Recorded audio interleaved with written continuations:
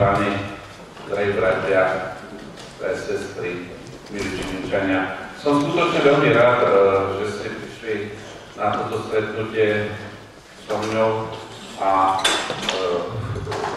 hneď v úvode by som chcel privítať medzi nami aj, myslím si, že nemusím predstavovať, ale predstavím.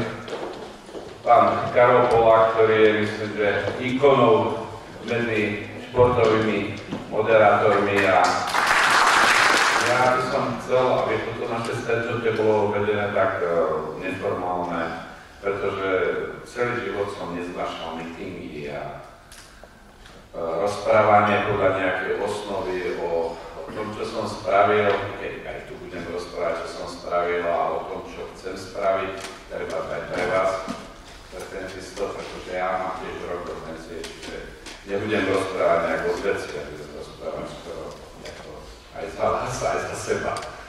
Tak cítite sa tak neviazane, medzi tým bude vstupovať pán Polák do toho a takým prirodzeným spôsobom prežijeme spolu nejakú tú hodinu a pol, dáte si obed spolu s nami a dúfam, že sa budete medzi nami dobre cítiť. Chcel by som predvečer komunálnych volieb tu v Žiline sa obrátiť aj na vás.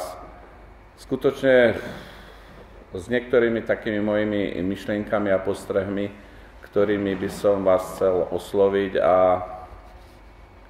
v podstate možno aj prebudiť trochu, aby ste nedali na tie plané sľuby a skutočne také fantasmagorie pred komunálnymi voľbami, že vám sľubujú modré z neba a ružové zajtrajšky, pretože to je úplný nezmysel. Ja osobne si myslím, že od toho roku 1990, kedy som sa stal primátorom mesta Žiliny, za tých 16 rokov po mne niečo zostalo v tomto meste, pretože musím sa vrátiť retrospektívne aj do tohto obdobia, aby som povedal, lebo niektorí teraz rozprávajú o tej budúcnosti, ale nič vám nemôžu povedať, že čo spravili. Pretože rozprávať ja môžem, že vybavím, že budete mať elektriku zadarmo, dopravu zadarmo, že budete mať vodu zadarmo, teplo zadarmo, ale viete všetci veľmi dobre, že to je holý nezmysel. Že to sú žvasty a klamstvá. Vidím tu aj bývalých spolupracovníkov z Mestského úradu, ktorí pracovali dlhé roky so mňou.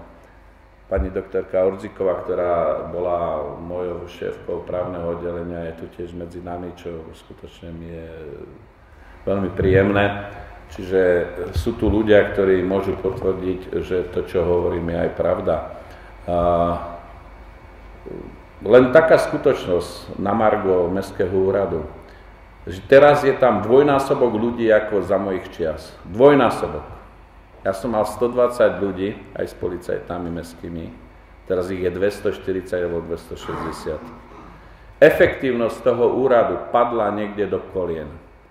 V každom prípade si myslím, že aj fakt, že na Mestskom úrade robia ľudia z iných miest, z Martina, z Dolného Kubína, Námestova, je chore. Toto je komunálna politika, je to Mestský úrad mesta Žiliny, nie mesta Martina, ani Dolného Kubína. V každom prípade by na Mestskom úrade mali byť zamestnaní len občania mesta Žiliny s trvalým pobytom v meste Žilina. Druhý fakt, že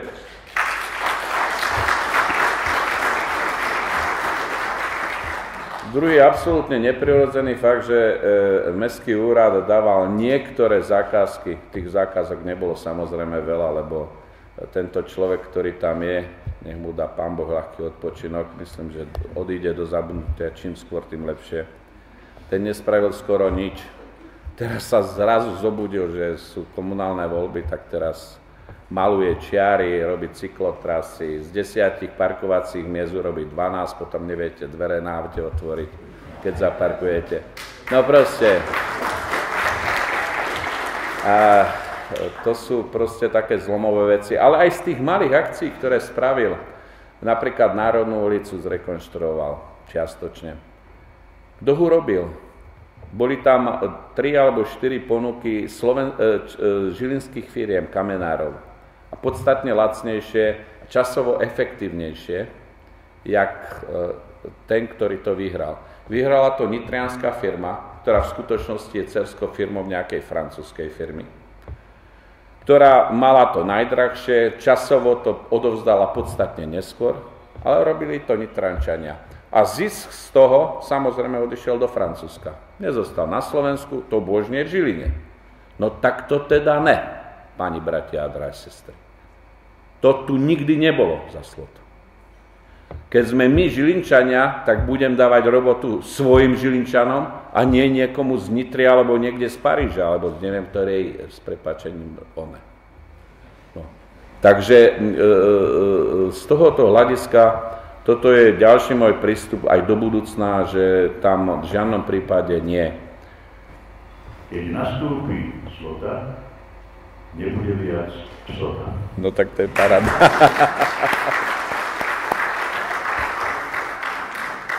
A čo dôchodcovia, seniori?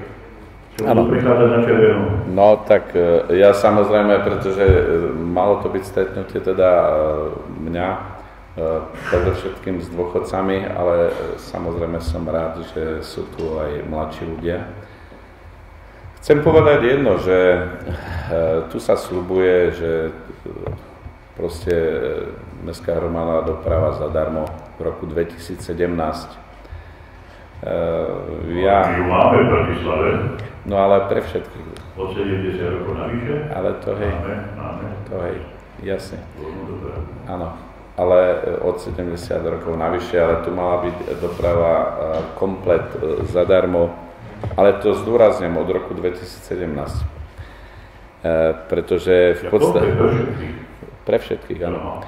Čiže to končí vlastne funkčné obdobie toho primátora, ktorý zvíťazí v týchto komunálnych voľbách.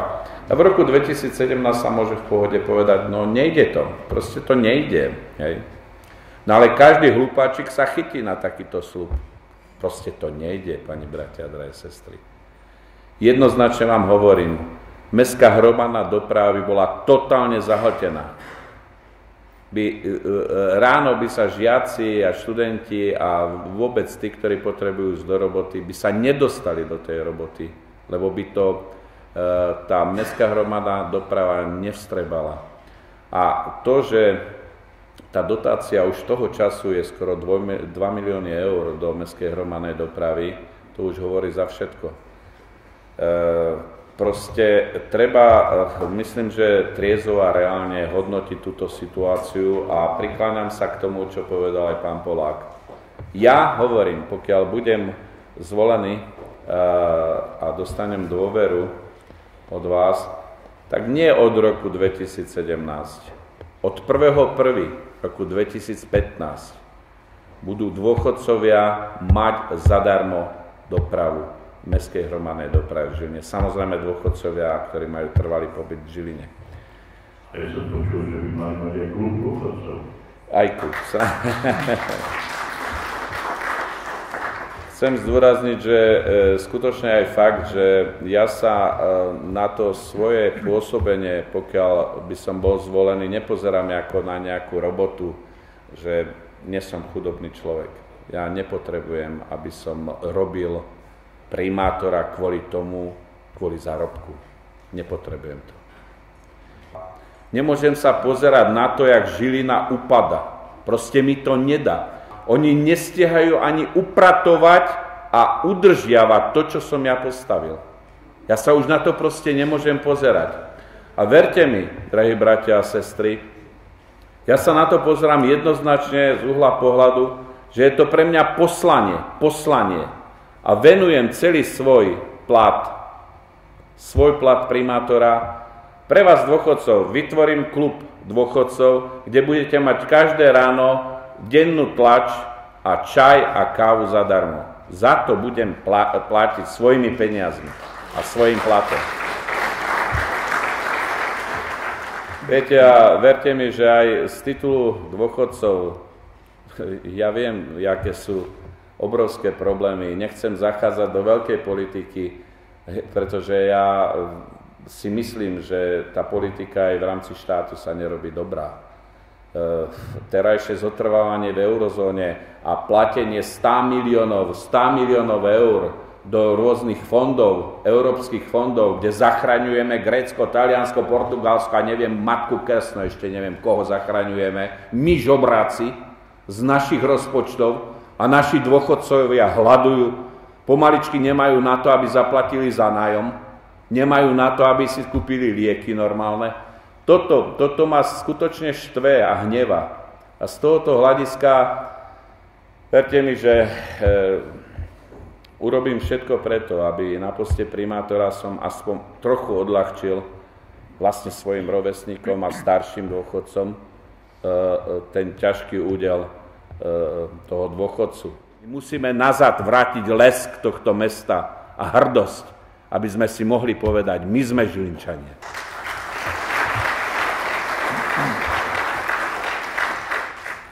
Chcem zdôrazniť jedno, že fakt by ste sa mali zamyslieť pred týmito komunálnymi voľbami, kto vám ťahá medové motúzy popod nos a kto vám sľubuje reálne veci, ktoré budú platiť od 1.1.2015, čiže za 2 mesiace.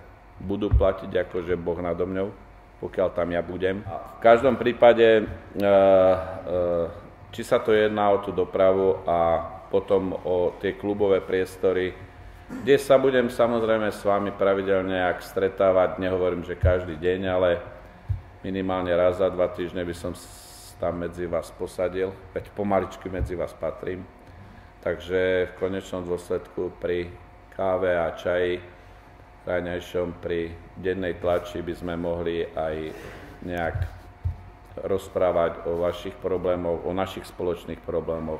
Primátor je tu kvôli tým strategickým veciam mesta, aby vytváral, priťahoval investorov do mesta, vytváral podnikateľské prostredie pre podnikateľov, nehádzal polena podnikateľom pod nohy, pomáhal dôchodcom, pomáhal mládežníckym klubom, športovým klubom, pomáhal kultúre a čo je najpodstatnejšie, zháňal peniaze. Peniaze, peníze.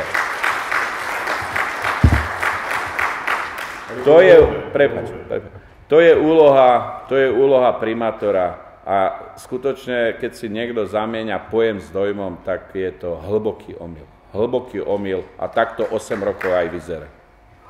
Ja len chcem vás vyzvať, aby ste skutočne všetci išli k tým urnám, aby ste to nejakým spôsobom nehádzali za hlavu, pretože určujete si, čo sa bude v meste diať ďalšie 4 roky. A keď poviete, že vám je to ukradnuté, tak potom nech vám je to ukradnuté, keď budete mať ešte väčšie dane, ešte väčšie problémy v centre mesta a tak ďalej a tak ďalej. Potom si môžete vy sami povedať, že tak vám treba.